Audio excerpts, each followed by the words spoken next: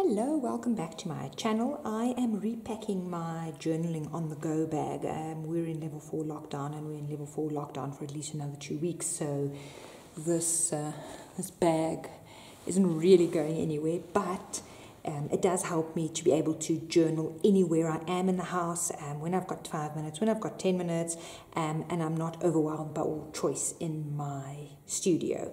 So this is a journal that I'm working on. I did show a bit of a flip through. Very quick pages, not necessarily mixed media, and I'm using just what I have and when I have it. So I'm trying to journal every day and to not browse, even if I do 2 or 3 pages. So having sort of a compact system like this helps, but as time passes the system gets messy, so I like to do a cleanup every now and again. I'm going to start with stationery. I use a toiletry bag. I like that it was pink on the inside, so I'm just reassessing. Glue and scissors always disappear because I've got young kids. This is quite good for background pages. This is good for heavier embellishments. Bostic's not my favorite. I prefer like a white craft glue, but you can see lid's missing. It's been kidded. So that's it for fasteners. Scissor. I also like keeping the smaller sort of fussy cut scissor, mini stapler, and staples. I must find a system of keeping the staples neatly. Then I've got some Cokies markers. There's a coral, a teal, a green. These are colors I like using. It's also important to update your things you use, otherwise your pages look the same. I'm keeping my watercolor pencils. Again, you can see the colors repeat. You know yourself, you know what you like using. I've not been using my distress crayons and I've not been using my gelato, so I'm taking that out. This should never have been in here. It's a price marker. There's a red pen, there's a white pen, no black pen. 2 pencils, that one's quite graphite-y, so that'll work. Sharpener's fine. I'm adding, this is a thin gold, goldy pen. This doesn't even belong here.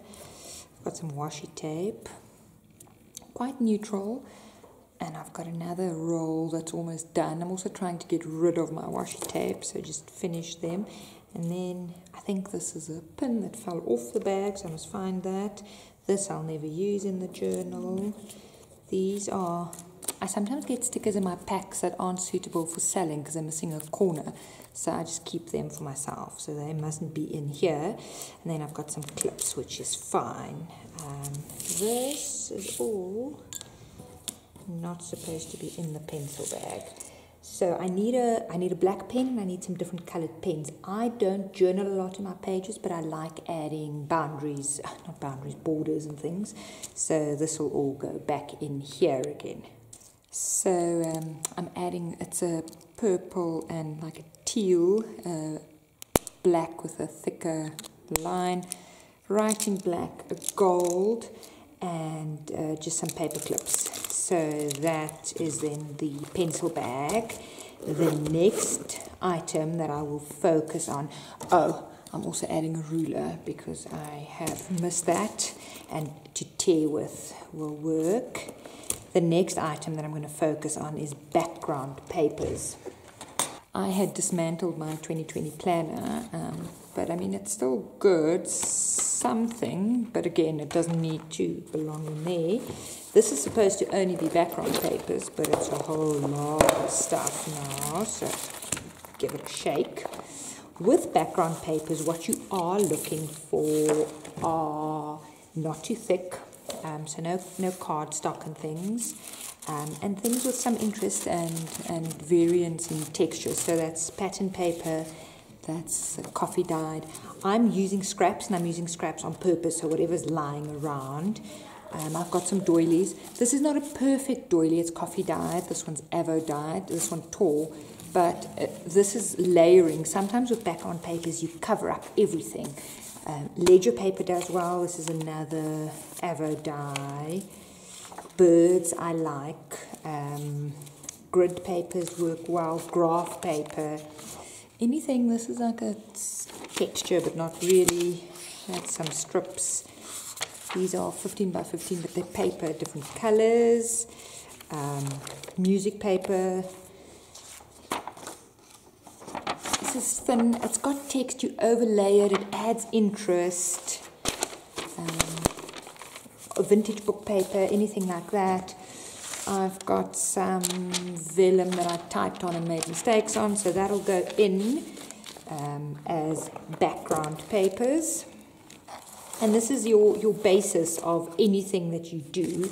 I'm going to look at, these are some of the salvaged things. So some of this will stay and some of it will go because it's actually just too much. And the idea is, you know, quick pages, don't scratch and scratch and scratch and scratch. And I need something perfect. What you have in your bag is perfect. Dictionary pages. This is something that die cut too deeply. Little scraps just for layering, craft, index. So you can see very neutral. There's some interest on them. And all shapes and sizes because you're tearing them and you're layering them. Then sometimes things that have been in your bag and you just haven't used them and you haven't used them. Like this I got from a pen pal. Very Frenchy romantic. It's not a style that I've been drawn to. So that I'm not throwing it away. It's just leaving for a while. And doing that, you keep your pages and your things dynamic and they don't all look the same, and you challenge yourself in different ways. There's a bit of embossed paper, so that can stay. No, coffee filter. This is stamped. I've licked a no. Okay, you get the idea on the background papers. This is too thick in any case. What I like keeping next are sentiments. Because I stripped my 2020 diary, I ended up with a whole lot of pages like this that I can cut the words out. They are too big to use in my little journal as it is now, but they serve their purpose. I also like any of these word sheets, sticker sheets, I keep those. And then anything, little sentiment cards from scrapbook sheets do well. Things like Rosie's die cut packs often have these small words or punch outs, and they all have text on, so that also does well. Just to give you a starting point for journaling and what to journal on. What also works very well, and I've spoken about this in the previous videos, making a tear sheet. So this is a long sheet of just craft, any paper will work, and you layer up scraps. So you can theme your scraps, and that tucks in like that. This is quite an old one, it's worn, and as you want to use something, you tear it out. Eventually your tear sheet's empty and you can throw it away, but that also forces you to use your scraps. I try and keep my different elements in different areas, so when I'm building my page, I don't have to look through two types of things looking for one thing, but it takes some discipline. You really don't need to overcomplicate how you store your things. This is just a paper bag. Stuff fits in there, and the idea is to use the stuff. So if this is too big, I'll just fold it so that it fits. And then after a while, if you actually didn't use it, then just chuck it. That's what junk journaling is about. And make an embellishment and pass it on to someone else.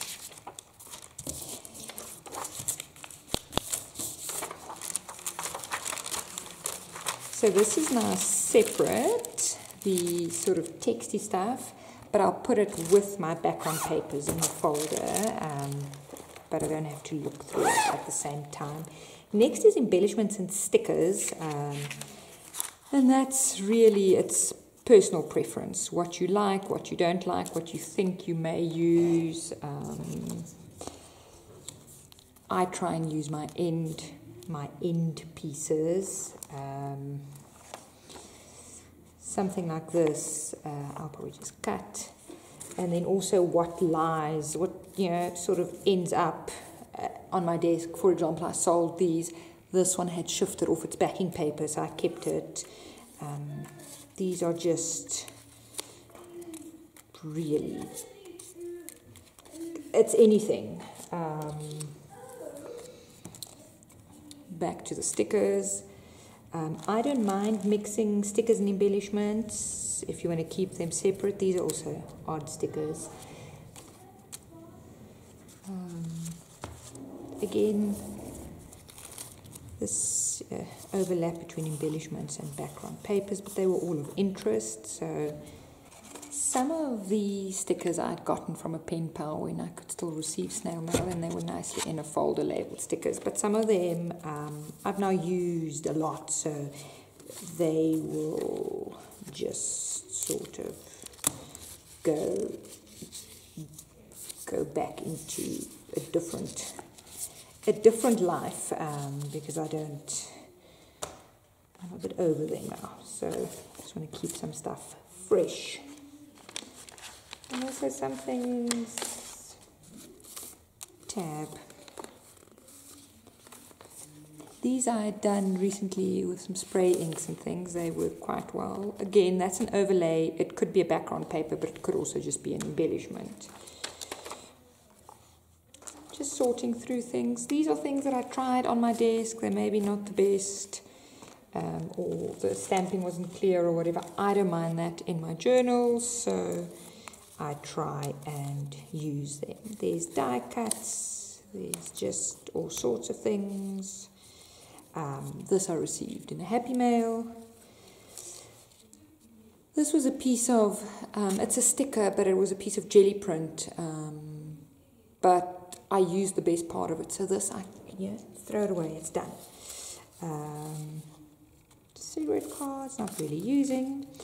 So some of these things will now go out of rotation. And you just build up on what you think you can and can't use. A little envelope full of stamps. I like using stamps. They add a nice bit of texture to a page. I'll always have stamps. And sometimes you think you're going to use something and you end up actually just not using it, which is also fine. I'm just going through all my little envelopes here and reassessing more stamps, so they should obviously go. I used to get a lot of pen pal and swap items, so they would be added because they knew, right? You didn't buy them, you didn't choose them. Someone thought you'd like them, so that's good. Birds I always like. Here we go.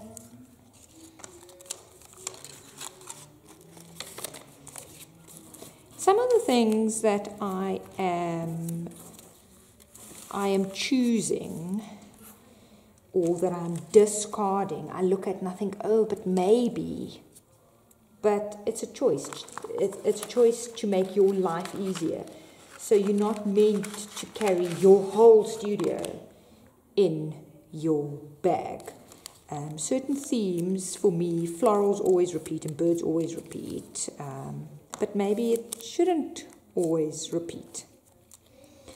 So some of these are going to have a rest again so that I can also be a bit fresher. I've pulled some, you'll often see damaged stickers for me, because I can still use them, there's nothing wrong with them, I just can't sell them, so, but I don't want them to go to waste at the same time.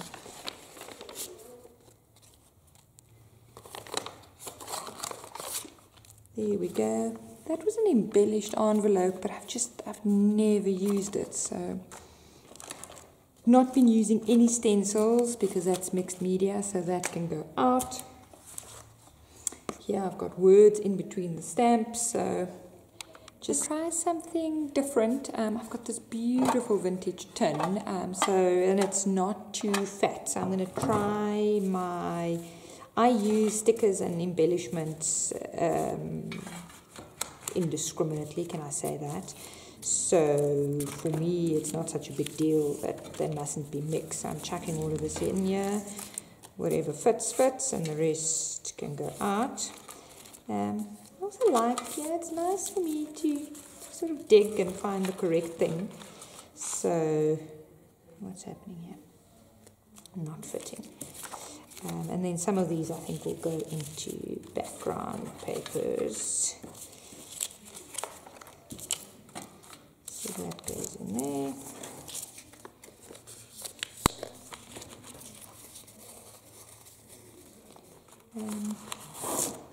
There we go. So that's stickers. I bought these from Stickers Uit My Heart a while ago, and I haven't been using them. So let me just, I don't know, put some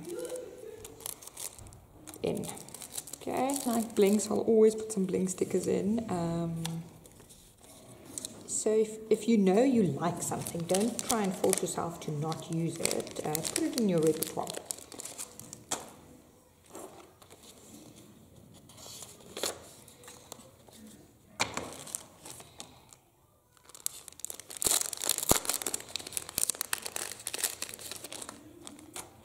All sorts of things. Okay, so that's a whole tin.